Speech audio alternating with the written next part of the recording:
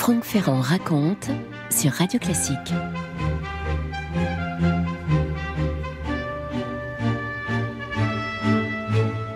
Nous sommes en Norvège, à Oslo, dans le palais de justice d'Oslo, le 10 septembre 1945. Grande salle de la cour d'appel, vous voyez ces grandes salles pleines de boiseries, avec un monde fou, une armée de journalistes et de photographes pour un procès qui s'annonce historique. Depuis 3 semaines, l'ancien chef de l'État norvégien, il a été chef de l'État de février 42 à août 45. Ça vous donne une idée du caractère extrêmement important de cette période. On est en pleine Seconde Guerre mondiale. Vidkun Quisling, donc, qui a 57 ans, il comparaît, Quisling, devant la haute cour de justice pour haute trahison en temps de guerre, manœuvre visant à faire passer la Norvège sous domination étrangère, entre parenthèses l'Allemagne nazie, utilisation illégale de la force armée contre la Norvège et modification illégale de la Constitution ainsi que meurtre. Bon, on ne peut pas imaginer, il est tout simplement impossible d'imaginer des chefs d'accusation plus forts et plus lourds. C'est le jour du verdict, Quisling se lève, je devrais dire qu'il se déploie, parce qu'il faut l'imaginer très grand. Il a le visage tiré, le regard toujours aussi bleu. La haute cour prononce le jugement coupable de tous les chefs d'accusation. Inutile de vous dire que la Cour le condamne donc à la peine de mort. Son appel est rejeté. Son épouse va écrire au roi de Norvège, Håkon VII, pour le supplier de commuer la peine. Et le roi, qui s'était exilé à Londres pendant toute cette période pour mener la résistance norvégienne, le roi refuse la grâce. Le 24 octobre, dans la forteresse d'Akershus, Vidkun Quisling est extrait de sa cellule pour être conduit au pied des remparts devant un peloton d'exécution qui le fusille à 2h40. Le nom de Quisling est devenu, en Norvège, un synonyme de traîtrise et de collaboration, mais il l'est devenu aussi dans le monde anglo-saxon. C'est le Times du 19 avril 1940 qui, le premier, utilise l'expression « Quislings everywhere », des Quisling partout. L'idée, c'est d'évoquer l'ombre menaçante de la trahison. Comment cet homme, par ailleurs très intelligent, ses qualités intellectuelles ont été reconnues, comment Quisling est-il devenu cette figure d'infamie ? Franck Ferrand sur Radio Classique. Il faut dire que c'est un surdoué, cet homme-là, qui a grandi dans la région du Telemark. On est donc au sud de la Norvège, où son père était pasteur. Voici ce que le pasteur lui-même dit de son fils adolescent. Il a des connaissances hors du commun, il est néanmoins fermé, incroyablement timide, ce qui est d'autant plus regrettable qu'il est d'une ambition illimitée. Vous voyez à peu près le genre de profil, personnage aux connaissances hors du commun, incroyablement renfermé sur lui-même et pourtant développant une ambition illimitée. Et c'est le père qui nous dit ça. Vidkun va choisir l'académie militaire, dont il sortira major de promo, et il enchaîne avec une carrière d'attaché militaire, notamment dans les années 1920, dans la toute nouvelle Union soviétique de cette Russie qui vient de connaître la révolution bolchevique. Il est boulimique de travail, il travaille tout le temps, travaille le soir, travaille le week-end, il écrit des essais dès qu'il ne travaille plus et il étudie dès qu'il n'écrit pas, vous voyez. Il a l'intention, lui, de fonder une nouvelle doctrine politique qui voudrait recourir à un État fort contre le parlementarisme qu'il considère comme responsable de bien des maux, un régime qui mêlerait nationalisme et anticommunisme. Vous voyez vers quoi ça nous ramène tout de suite. N'oubliez pas qu'on est dans ces années 30, dans ce qu'on appelle la montée des périls d'une façon générale. Il va adhérer d'ailleurs à un groupuscule clandestin qui s'appelle la Ligue de la Patrie, dont le but est l'élimination de cette dépravation étrangère qu'est l'insurrection communiste. Il sait de quoi il parle, il est allé en Russie, il a vu tout ça. Et il ajoute à tout cela une théorie de la supériorité de la race scandinave aryenne. Bon, là, les choses sont claires, une nation, une race, un chef. Vous voyez exactement dans quelle lignée se positionne Quisling. Évidemment, il y a des gens que ce genre de prise de position et d'écrit séduisent. Peter Kohlstadt, notamment, le chef du parti agrarien, qui est un parti très conservateur. Quand la droite remporte les législatives de 1931, Kohlstadt, qui est devenu chef du gouvernement, se dit que ce Quisling pourrait être utile et il le nomme ministre de la Défense. Il a 44 ans à l'époque, avec des positions extrêmement dur sur les syndicats, bien entendu, sur les grèves, il envoie l'armée contre les manifestants, sur les travaillistes qu'il qualifie de traîtres vendus aux soviétiques. Bref, tout ça le rend extrêmement utile à droite, et pour ne pas dire même populaire. Après la chute du gouvernement en 1933, Quisling fonde avec 2 autres nationalistes un nouveau parti qui va s'appeler le Rassemblement national norvégien, le National Samling, qui s'inspire directement de ce qui est en train de se passer en Allemagne avec le parti nazi et qui se révèle très antisémite, prônant le recours à un Führer, ça vous rappelle un autre terme bien entendu. Les adhérents portent des chemises brunes, ils font le salut fasciste à la romaine, enfin on voit tout à fait. Le radicalisme de Quisling inquiète d'ailleurs pas mal de Norvégiens, même si son parti plafonne à 2% aux élections, et d'autant que le nouveau Premier ministre travailliste va inaugurer une politique de négociation paritaire avec les syndicats, ce qui veut dire que la gauche à ce moment-là fait moins peur au milieu conservateur. C'est la naissance du fameux modèle scandinave. Déjà, on est dans les années 30, mais on voit se poser les bases de ce qui ensuite fleurira dans les années 50 et 60. Donc Quisling n'a pas de succès aux élections, eh bien il se dit qu'il a des alliés à Berlin d'une très grande puissance et c'est vers eux qu'il va se tourner. En juin 1939, il est dans la capitale du Troisième Reich et se lie avec l'idéologue le plus proche d'Hitler, Alfred Rosenberg. Ils sont sur la même longueur d'onde. Le problème, dit Quisling, c'est que les Norvégiens ne sont pas mûrs. Et on en vient à l'idée qu'il va falloir un coup de force, ou même mieux encore, pourquoi pas une invasion allemande. L'idée est soutenue devant Hitler, qui dans un premier temps balaie ça du revers de la main. La priorité d'Hitler, elle est ailleurs, elle est notamment sur le front français, bien entendu, mais l'amiral Raeder insiste auprès du Führer sur les bénéfices qu'on pourrait tirer à Berlin d'une invasion de la Norvège.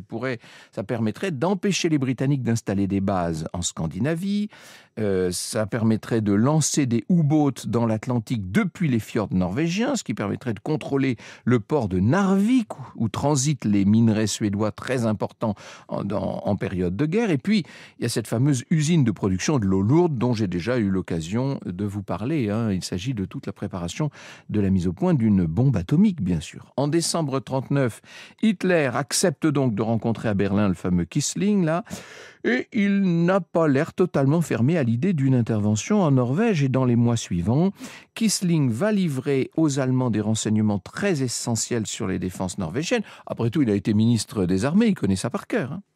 9 avril 40, à 4h15 du matin, la Wehrmacht débarque dans 6 ports norvégiens, de Narvik, donc tout à fait au nord, à Kristiansand, qui est tout à fait au sud, ainsi qu'au Danemark d'ailleurs. Invasion fulgurante, ça aussi j'ai eu l'occasion de vous parler de cette opération Weserübung.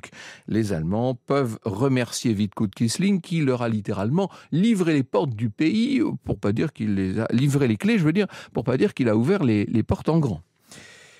Il y a quand même un couac, un dernier croiseur lourd qui s'appelle le Blücher, ça ne s'invente pas, était censé prendre le port d'Oslo, la capitale, à son bord des officiers allemands chargés de mettre en place une administration d'occupation depuis Oslo, sauf qu'une batterie norvégienne a bien visé, est-ce que c'est le hasard, enfin en tout cas, le Blücher a coulé, et il a coulé avec tous les officiers. On alerte le roi de Norvège, le roi Haakon VII, et le gouvernement qui était le gouvernement travailliste de Nickersvold, et ils ont tous le temps de se réfugier dans l'arrière-pays, ce qu'on appelle le Hamar, à une 60aine de kilomètres de la frontière suédoise. Ça, pour les Allemands, c'est une déconvenue. Le gouvernement ne s'est pas rendu, les officiers qui étaient chargés de prendre les commandes du pays sont morts. Est-ce que les Allemands vont faire demi-tour ? Ben non, évidemment, et puis de toute façon, ils ont, encore une fois, un allié dans la place. Vous écoutez Radio Classique. Et finalement, les Allemands vont finir par envahir Oslo. Un agent de liaison rend visite à Vidkun Quisling. Il l'informe qu'Hitler va exiger du roi Haakon qu'il le nomme, lui, Quisling, à la tête du gouvernement. C'est exactement ce que cet homme tellement ambitieux voulait. C'est ce dont il rêvait depuis longtemps. Alors, il prépare tout un discours, une liste de ministres, et à 7h30 du soir, il se présente dans les studios de la radio publique norvégienne, qui est aux mains des Allemands, bien sûr. Le gouvernement a déclaré la mobilisation et puis s'est enfui, dit-il. Dans ces circonstances, il est du devoir du Rassemblement national norvégien d'assumer la charge gouvernementale pour protéger les intérêts du peuple norvégien et la sécurité et la souveraineté de la Norvège.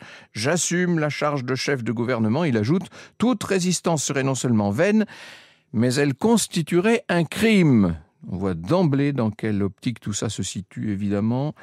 Plus question de mobilisation qui avait été décidée par le gouvernement légal, on cesse tout combat. C'est un coup d'État, bien entendu, qui est au service de l'envahisseur. On voit exactement ce qui se passe. Et le moment où le destin de Vidkun Quisling et celui du pays bascule, tout cela est maintenant aux mains des Allemands. Dans Traître, nouvelle histoire de l'infamie, qui est parue aux éditions Passé Composé il y a 2 ans maintenant, sous la direction de Franck Favier et de Vincent Hegelet. Éric Hédoux raconte ceci. « Et c'est alors, dit-il, que la trahison éclate au grand jour. En Norvège, le désarroi le dispute à l'indignation. Et lorsque le chef autoproclamé de l'État veut asseoir son autorité, il se heurte à un mur d'inertie et de mauvaise volonté. » C'est une espèce de résistance passive générale dans ce pays. Et Churchill lancera devant les délégués des Alliés à Londres 1 an plus tard cette formule qui restera célèbre: A vile race of Quislings, un peuple infâme de Quislings. Ça devient quasiment un nom commun pour utiliser un nouveau mot qui portera à travers les siècles le mépris de l'humanité, dit-il, est engagé pour flatter le conquérant, collaborer à ses desseins et imposer sa domination à leurs compatriotes, tout en rampant eux-mêmes servilement. Voilà, Churchill a définitivement établi la fiche signalétique non seulement de Quisling, mais des Quisling. En attendant, Hitler publie un communiqué qui reconnaît le nouveau gouvernement norvégien. Ça ne va pas vous surprendre beaucoup. Il envoie son ambassadeur Breuer trouver le roi Haakon VII dans le Hamar pour l'obliger à nommer officiellement Quisling chef du gouvernement, parce que pour l'instant, c'est un coup d'État qui n'a pas reçu l'aval royal. Et le roi qui a 68 ans, le roi Haakon, qui règne depuis 35 ans, dit non, jamais, je préfère abdiquer, vous m'entendez bien, abdiquer, plutôt que de nommer votre Quisling. Les ministres travaillistes vont diffuser un message pour soutenir le nom du roi. Ça va être le début de la résistance norvégienne, et après avoir fui jusqu'au nord du pays, le roi Haakon va aller s'exiler à Londres pour maintenir un gouvernement libre. Ce sont les Britanniques qui l'exfiltrent à bord d'un navire qui s'appelle le Devonshire. Et Hitler est furieux. Et il change son fusil d'épaule, il nomme un Reichskommissar pour la Norvège occupée, ça c'est moins sympathique si j'ose dire, enfin ça devient très inquiétant pour la Norvège. C'est le commandant maintenant d'une armée d'occupation de 400 000 hommes. 400 000 hommes allemands en Scandinavie, en Norvège plus précisément, il n'y a que 3,5 millions d'habitants en Norvège. Et Quisling va comme ça se maintenir à la tête du gouvernement. C'est un gouvernement, c'est plus que de la collaboration, là, on exécute purement et simplement les ordres allemands. 9 ministres sur 13 sont carrément issus du parti de Quisling, là, le fameux Rassemblement national norvégien, qui va devenir parti unique. Quisling promet d'anéantir les principes destructeurs de la Révolution française, en même temps qu'il suspend la monarchie. Tout ça est un peu paradoxal, mais c'est pas grave.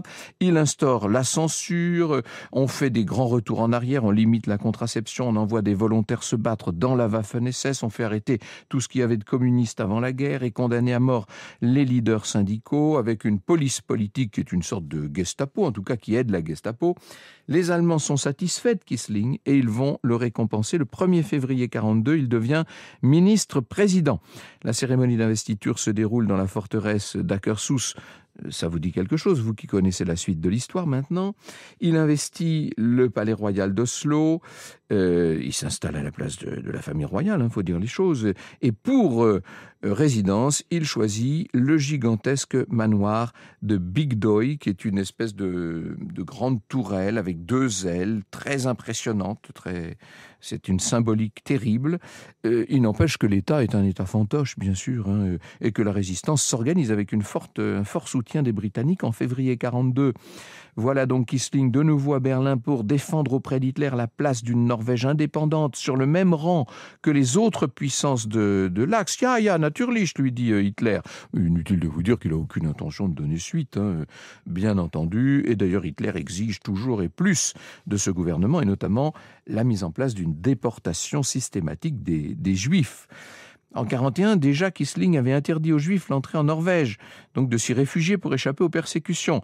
Il avait ensuite approuvé leur expulsion. Et maintenant, en octobre 1942, bien, la police norvégienne va aider la police allemande à arrêter les Juifs, à les déporter dans un camp de concentration qui s'appelle Berg, qui a été mis en place par la milice locale avant d'envoyer tous les Juifs qui ont été ainsi arrêtés à Auschwitz. C'est l'horreur qui s'est abattue sur la Norvège. Les Allemands n'auraient pas pu faire aussi bien tout seuls. Franck Ferrand sur Radio Classique. Et plus la guerre avance, et plus les Allemands ont besoin d'hommes, bien entendu, de soutien. On va lancer la réquisition de tous les jeunes de 21 à 23 ans en mai 1944 pour les envoyer non seulement dans la Wehrmacht, mais dans la Waffen-SS. Les jeunes Norvégiens disparaissent donc en masse dans les montagnes. Ils se retirent, ils vont dans les toutes petites fermes, ils rejoignent la résistance, la Milorg. Parfois, ils arrivent à trouver des bateaux clandestins qui les emmènent juste en face, en Écosse. Et finalement, il n'y en a que 300 de ces jeunes Norvégiens qui vont finir par se laisser enrôler dans l'armée allemande, ce qui est incroyablement peu.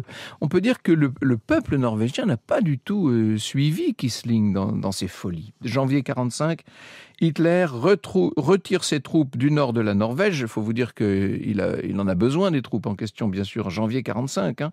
Les SS brûlent tout, ils déplacent les populations, ceux qui résistent évidemment sont tués. Et ça va être pour Vidkun Quisling le moment Quisling, je prononce Quisling, c'est Quilsing, pardon. Ça va être le moment de tenter un dernier coup. Éric Hédoux nous dit « De nouveau, il lui faut proclamer à la face du monde que son gouvernement n'est pas un simple appendice du Reich. Et c'est ainsi que, le 21 janvier 1945, il s'envole pour Berlin, où il espère qu'enfin Hitler acceptera de signer un traité de paix avec lui, Quisling, un chef d'un État souverain. » Évidemment, à un moment où l'Allemagne, prise en tenaille, est sur le point de s'effondrer, la démarche est en total décalage avec la réalité du moment. À croire que Quisling est complètement détraqué, qu'il a perdu la tête. Voilà ce que dit Goebbels.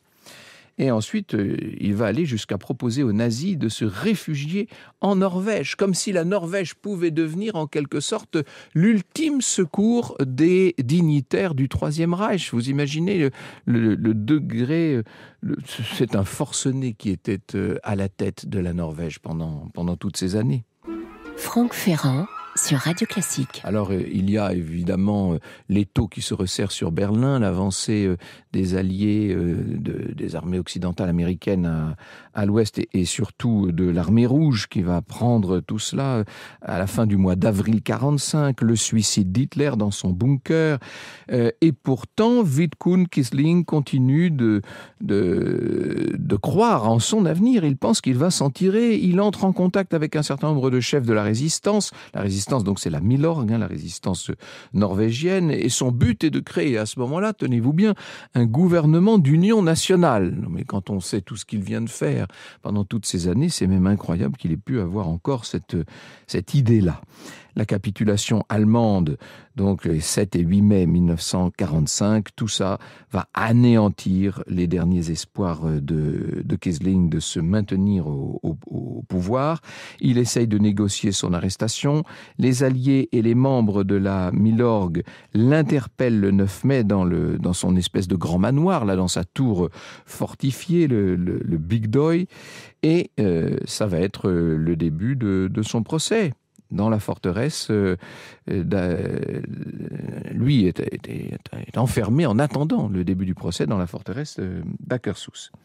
Il est donc tiré de cette forteresse le 20 août 1945 et emmené, c'est ce que je vous racontais tout à l'heure, au grand palais de justice d'Oslo. Et pour se défendre, il accuse l'ancien gouvernement travailliste d'être responsable de la défaite. Lui ne se serait somme toute battu que pour la souveraineté de la Norvège face à Hitler.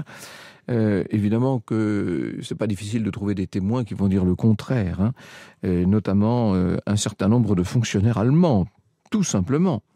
Pour le procureur, Vidkun Quisling a trahi la Norvège par opportunisme, par ambition, par faiblesse. Il requiert donc la peine de mort et la haute cour va suivre à la quasi-unanimité. Et le jour de son exécution, Quisling n'arrive pas à se repentir. Il n'arrive pas à faire un instant machine arrière.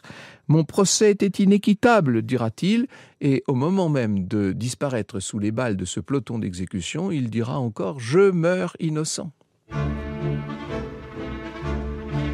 Vous écoutez Radio Classique.